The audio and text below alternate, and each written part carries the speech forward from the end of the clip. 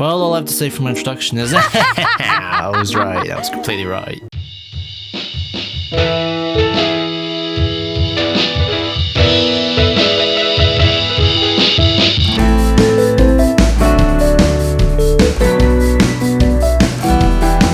We locked eyes. There was a unspoken understanding. Hard pass.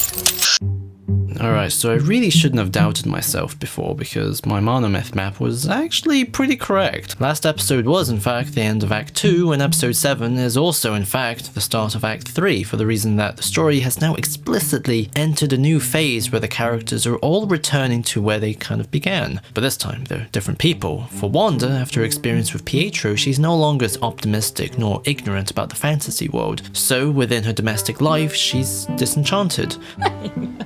I'm fine. I'm fine. Monica returns to confront Wanda, but is unafraid and more determined than ever. And Vision, after being resentful of Wanda, is now returning to her with more love and sympathy. I had no idea how much Wanda had endured before coming to Westview, how much we both had. Episode 7 is effectively stage 14 of the hero's journey, Rescuers from Without. As Joseph Campbell argued, this brings us to the final crisis of the round, to which the whole miraculous excursion has been but a prelude, that namely, of the paradoxical, supremely difficult threshold crossing of the hero's return from the mystical realm into the land of common day. In other words, the hero is being pulled down a peg by other people. What I neglected was that the show actually opened in the fantasy world, so mechanically speaking, home wouldn't actually thematically be the real world, it would have to be the familiar domestic fantasy that Wanda and Vision were originally enjoying. As a result, episode 7 is similar to episode 6, where it's about converging the two worlds of Sword and Westview, except instead of focusing on contact, it's focused on disclosure.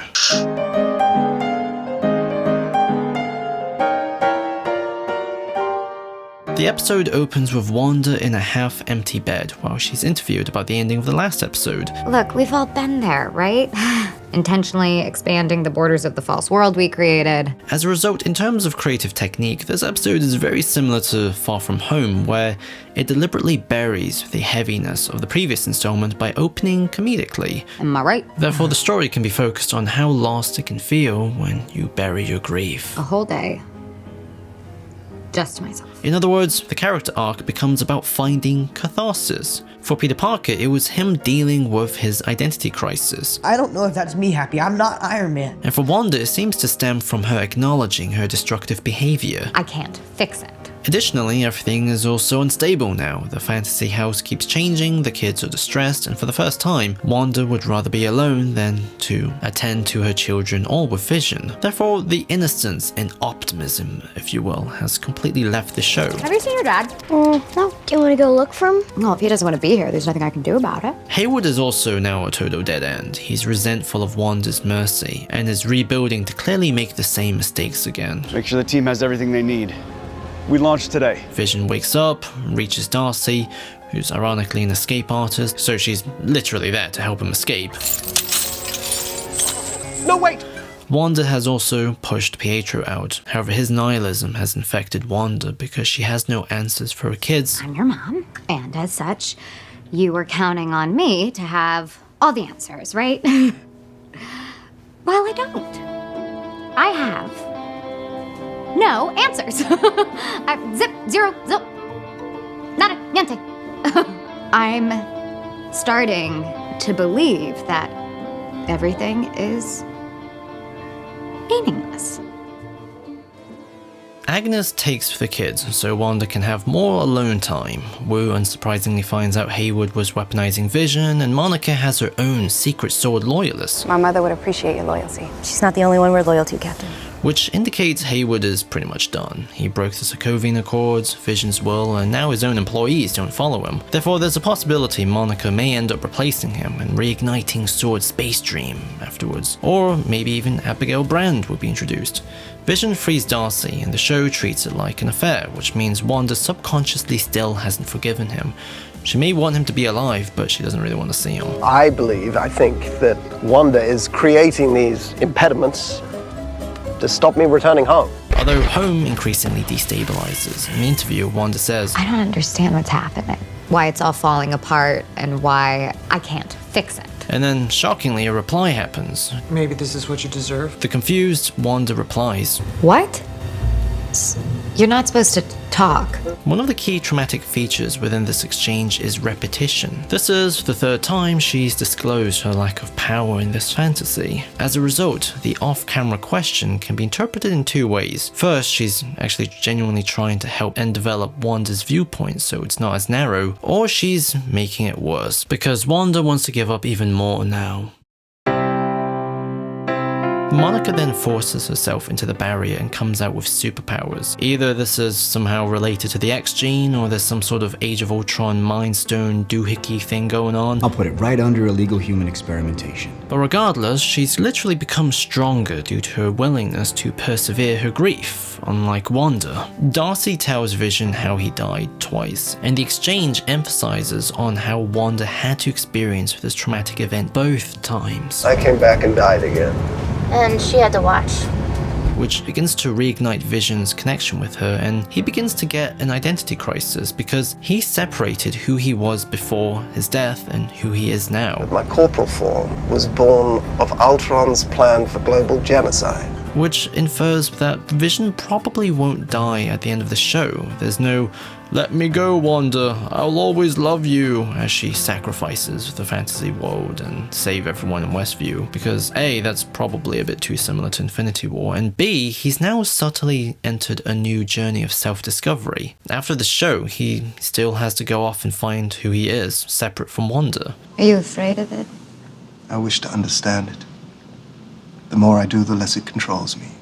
Monica confronts Wanda, and the story finally galvanizes Monica's experience with grief and Wanda's repression of hers. The exchange starts with Monica saying, "The only lies I've told are the ones you put in my mouth," which immediately destabilizes the entire narrative Wanda has built for herself psychologically. Careful what you say to me. "Do it then.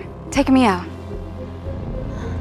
See, that's where you and Hayward differ. He's gonna burn Westview to the ground just to get what he wants. Don't let him make you the villain. Maybe I already am. Wanda acknowledges her position, which is the result of her ongoing mistakes and the off-camera person's words. We cut to Agnes watching in disbelief, then return with Monica's speech. I'm not afraid of you, Wanda. I lost the person closest to me, too. The worst thing I can think of has already happened to me, and I can't change it. I can't undo it. I can't control this pain anymore, and I don't think I want to, because it's my truth. Wanda, Young you lady. have to... Monica is effectively guiding Wanda to reinterpret her own personal narrative, to create a new truth or life story, if you will, that will allow her to appropriate her pains. And after everything I've read and studied on trauma, this is pretty much spot on when it comes to advice. In fact, here's a quote from the Mnemonic Imagination on screen now. So no wonder Agnes intervenes and stops Wanda from processing this guidance. Vision then leaves to go off and find Wanda himself, after being distracted for a bit. Agnes shelters Wanda, but she grows suspicious because her kids are missing, and when she enters a cave in the basement, the aspect ratio changes, indicating that this isn't part of the fantasy world anymore. Agnes is in fact Agatha Harkness, and she was behind everything from sending Pietro to being the person behind the camera. And basically, yeah, I'm completely right. Suck it, everyone.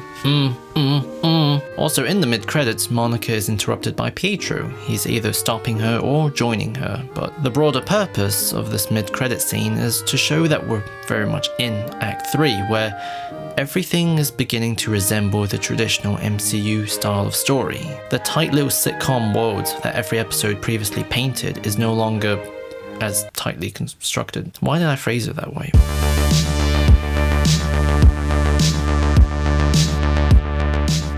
To a large extent, episode 7 is about the power of being able to verbalize trauma, because the main heartbeat of this episode is when someone discloses a pain with words that give it clarity. Either Darcy telling the story of Vision's death, to Wanda talking about how she feels for the first time, to Monica giving a story to Wanda's trauma. As I mentioned in the last analysis, communication demands us to be able to visualize and contextualize meaning, and if trauma prohibits the past from being able to be viewed or remembered clearly, then verbalizing it is a crucial part of recovery. What am I now? This episode is very much the first step for Wanda appropriating her pain and processing meaning from it. So she's probably not on her way of becoming a villain. We belong together. Another thing that I also kind of want to bring up is the ads. The ads aren't from Hayward or Hydra, but seemingly from Agnes literally making fun of Wanda and disclosing her motives to us, the audience. Since now that she has her own intro, it indicates that she has direct power over the format of the fantasy. You didn't think you were the only magical girl in town, did you? In episode 1, it was a Stark toaster that sounded a lot like an explosive,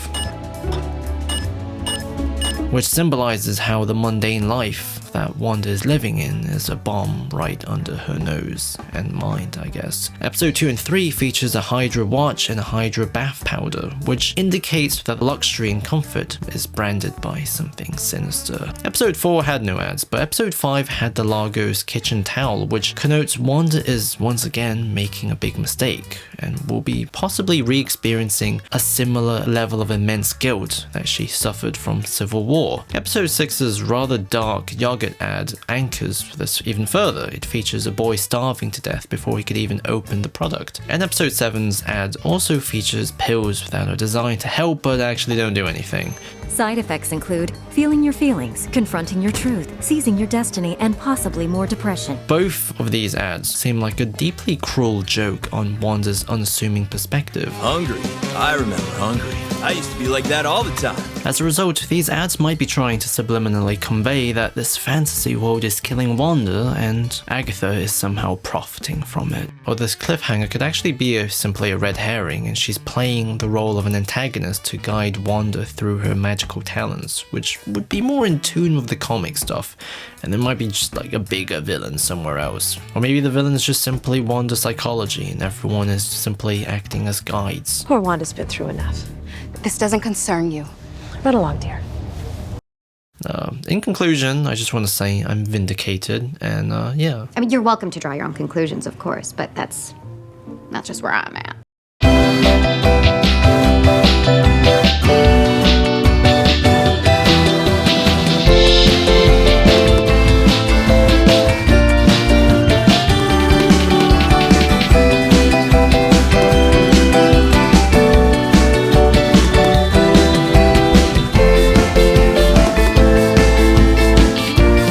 For the bearded lady, but this alabaster complexion wasn't fooling anyone.